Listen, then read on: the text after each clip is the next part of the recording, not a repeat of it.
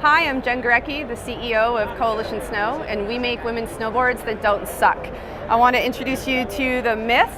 This is a dual camber board. It has isolated camber underneath both feet, 2 mil, and then it has a bit of rocker in the tip and tail. It comes in a 147, a 151, and a 155, and as all of our skis and boards, it definitely has a much stiffer flex than you would find in most women's boards. The graphics were done by a woman named Christina Armetta, who's a textile designer, and she does a lot of her work in watercolors, and we translate those into our board graphics.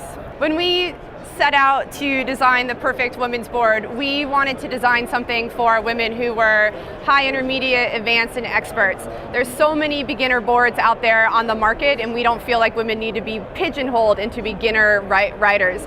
We don't shave anything off of our core. We're looking to design something that's definitely stiffer and high performance, and that's one of the things that differentiates our boards the most from other women's boards.